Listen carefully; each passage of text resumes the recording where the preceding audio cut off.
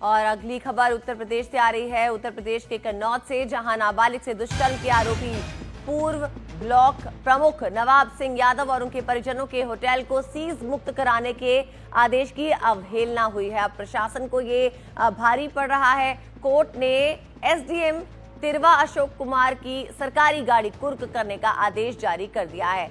दरअसल कोर्ट ने नवाब सिंह के होटल को सीज मुक्त करने के आदेश दिए थे, लेकिन समय के पहले प्रशासन ने आदेश का पालन नहीं किया। अपने आदेश में कोर्ट ने कहा कि ऐसा लगता है कि आदेश की जानबूझकर अवहेलना की गई है। कोर्ट ने 7 दिन के अंदर रिपोर्ट भी मांगी है।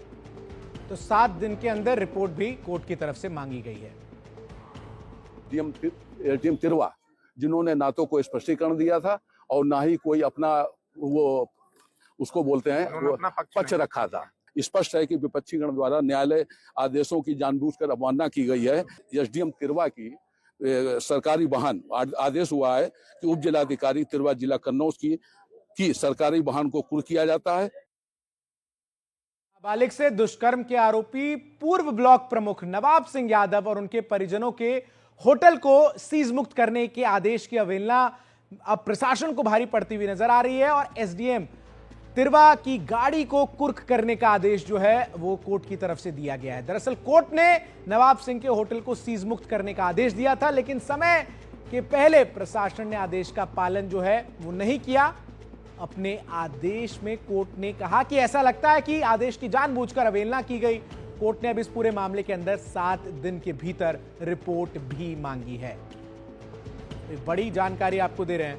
बड़ा सवाल यह है कि आखिर कोर्ट के आदेश का पालन क्यों नहीं किया गया, क्या वजह रही कि अब तक होटल को सीज मुक्त नहीं किया गया है। और जिस तरीके से इस पूरे मामले में कोर्ट ने एसडीएम तिरवा की गाड़ी को जब्त करने का, कुर्क करने का आदेश दिया है, ऐसे में जो एसडीएम है और जो प्रशासन है उसकी भी बदनामी यहां पर होती हुई नजर आ रही है। रणवीर हमारे सहयोगी दिग अपडेट्स के साथ इस वक्त हमारे साथ जुड़ गए। रणवीर, क्या कारण है कि कोर्ट के आदेश की अब तक जो अनुशंसा है वो नहीं हो पाई है? क्यों अब तक होटल को सीज मुक्त नहीं किया गया है? देखिए, ये बात बताने में अभी प्रशासन भी सक्षम नहीं है। दरअसल नवाब सिंह यादव, जो कि एक जमाने में समाजवादी पार्टी के साथ था, उसके बाद वो सपा से भी निकाल दिया गया और उसके ऊपर आरोप रेप का लगा। रेप का आरोप लगने के बाद प्रशासन ने जो एक होटल चंदन है उसको नवाब सिंह का होटल बताते हुए सीज किया। और जब नवाब सिंह के भाई ने जाकर के कोर्ट को कहा कि 6 लोगों की ये संपत्ति है और ये अकेले नवाब सिंह की संपत्ति नहीं है, तो दिसंबर महीने में 18 तारीख को कोर्ट ने कहा कि इसको तत्काल सीज मुक्त किया जाए। लेकिन तब से लेकर अब तक प्रशासन ने इस होटल को सीज मुक्त नहीं किया। और कल जब फिर इस मामले में सुनवाई हुई तो इसमें जज ने साफ तौर पे ये कहा कि अगर किसी ऊपर की अदालत में, हाई कोर्ट में अगर जाकर के किसी ने अपील किया तो हाई कोर्ट से कोई आदेश नहीं आया, कोई स्टे नहीं मिला, बावजूद उसके अभी तक जो प्रशासन है उसने अगर होटल को सीज मुक्त नहीं किया है, इसका मतलब है कि ये कंटेम्प्ट के दायरे में आता है। और इसलिए अब प्रशासन इसकी भरपाई करे। एसडीएम की सरकारी गाड़ी 1 हफ्ते के अंदर कुर्क करके रिपोर्ट कोर्ट को देने को कहा गया है।